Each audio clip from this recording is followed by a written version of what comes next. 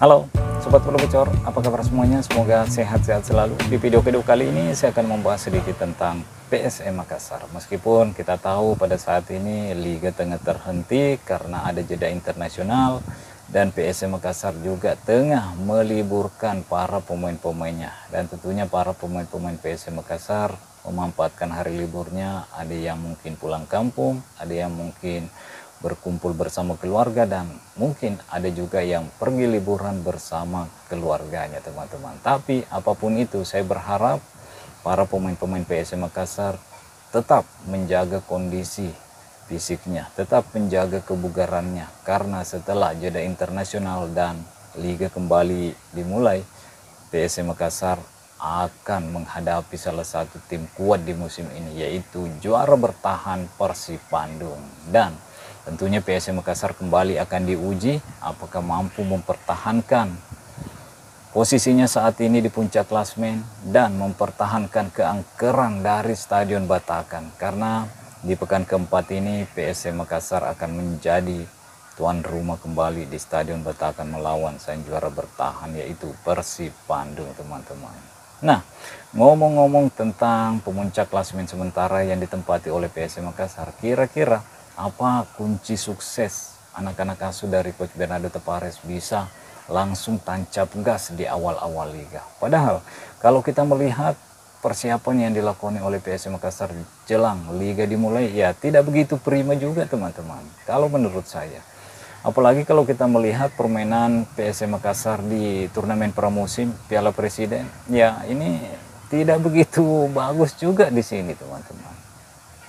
Kira-kira apa yang membuat anak-anak asuh Bernardo Tapares langsung tampil oke di 3 laga di Liga 1 ini? Kalau menurut saya, ya tentunya yaitu karena setiap pemain-pemain PSM Makassar melakukan tugasnya dengan baik.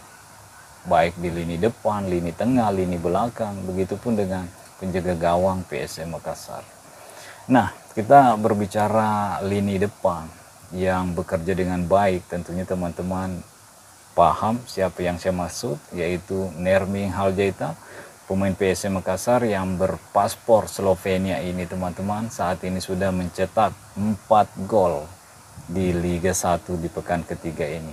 Di Piala Presiden sempat melakukan gol bunuh diri, dan bukan banyak sih, ada beberapa yang meragukan kapasitas dari Nerming Haljaita. Tapi setelah Liga 1 dimulai, pemain ini membalikkan keadaan dari ada beberapa yang meragukan, dan saat ini tengah mendapatkan tepuk tangan atau pujian karena berhasil menjadi top skor sementara sampai pekan ketiga ini dengan 4 golnya. Mudah-mudahan Nerming Haljaita terus melakukan tugasnya dengan baik di lini depan PSM Makassar, karena Tito Okello dan Adilson Silva ya belum pecah telur di 3 pekan ini. Jadi saya berharap Nerming Haljaita bisa mempertahankan ketajamannya, bisa terus menambah pundi-pundi golnya, apalagi nanti di pertandingan keempat melawan Persib Bandung.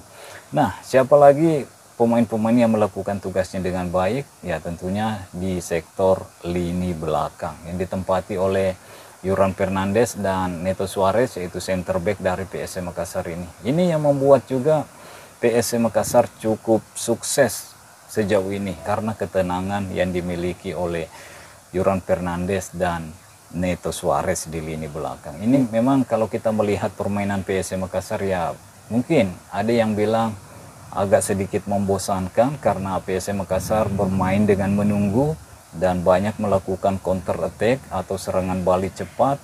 Tapi inilah kuncinya yang membuat PSM Makassar bisa mendapatkan gol-gol yang diinginkan, meskipun secara permainan, secara ball position PSM Makassar tidak begitu bagus ketika bermain teman-teman. Ini ketenangan 2 center back dari PSM Makassar. Meskipun diserang, kalau kedua pemain belakang ini mampu mendapatkan bola, dia tidak langsung buang sembarangan ke depan. Kedua pemain ini membagikan bola ke Victor Luis atau ke Lansinari, dan Lansinari lah yang membuat permainan cepat PSM Makassar, serangan balik PSM Makassar bersama Victor Luis bisa berjalan dengan baik. Sehingga di lini tengah yang ditempati oleh Akbar Tanjung dan siapa lagi, Ananda Rehan, ini menjadi gelandang yang memang hanya tugasnya memotong serangan-serangan lawan. Istilahnya pemotong rumput atau gelandang cuci piring, teman-teman. Kalau ada serangan, dia tidak akan membuat pemain-pemain lawan yang menyerang lewat tengah akan bermain dengan nyaman. Dan tugas Latirpal yaitu memberikan umpan-umpan presisi ke lini depan dari PSM Makassar, teman-teman. Itu menurut saya salah satu kunci kesuksesan PSM Makassar, karena setiap pemain-pemain PSM Makassar melakukan tugasnya dengan baik. Baik dari lini depan yang ditempati saat ini oleh Nerming Haljeta yang sudah mencetak 4 gol, begitupun lini tengah yang biasa ditempati oleh Latirpal dan Akbar Tanjung, begitupun dengan Ananda Rehan, ini juga melakukan tugasnya dengan baik, menjadi gelandang perusak untuk pemain-pemain lawan, dan Yoram Fernandes dan Neto Suarez mampu bermain dengan tenang di lini belakang PSM Makassar. Dan di posisi penjaga gawang yang ditempati oleh Hilman saat ini juga cukup bagus, apalagi kita tahu penjaga gawang utama PSM Makassar juga tengah mengalami cedera, dan Hilmansyah selaku pemain baru dari PSM Makassar juga cukup bagus melakukan tugasnya untuk menggantikan kiper utama dari PSM Makassar, yaitu Reza Pratama, teman-teman. Jadi tentunya saya berharap setelah jeda internasional atau kompetisi kembali dimulai, saya berharap anak-anak asuh dari Coach Bernardo Tapares pulang dengan keadaan kondisi yang sangat bugar, kondisi fit 100%, sehingga pada saat akan bertanding melawan Persib Bandung di pekan keempat, memang para pemain-pemain ini sudah siap secara mental, secara fisik, dan bisa mendapatkan hasil maksimal di pekan keempat ini, sekaligus mempertahankan posisi yang ia tempati saat ini, yaitu pemuncak klasemen sementara di Liga 1. Dan PSM merupakan salah satu tim yang mampu mendapatkan 3 kemenangan beruntun di awal liga bersama Borneo FC yang juga tengah berkandang di Stadion Batakan. Dan saya berharap rumput Stadion Batakan terus membaik, karena memang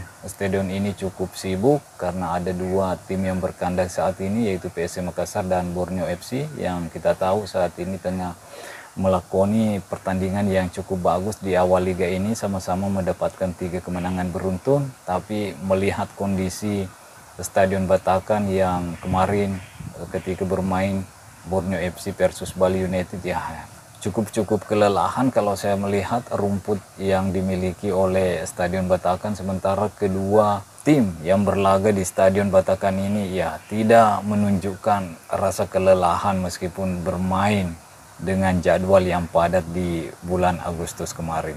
4 pertandingan di bulan Agustus ini tentunya itu bukan waktu yang mudah untuk recovery untuk anak-anak asuh dari Coach Bernardo Tapares, begitupun dengan pemain-pemain Borneo FC. Tapi nyatanya di Liga 1 kedua tim ini mampu mendapatkan 3 kemenangan beruntun di Liga 1. Semoga tetap bisa mempertahankan hasil baik ini, dan begitupun dengan rumput Stadion Batakan, semoga bisa pulih kembali juga, teman-teman. Oke, mungkin sampai di sini dulu. Stay healthy, no baper-baper. Bye-bye.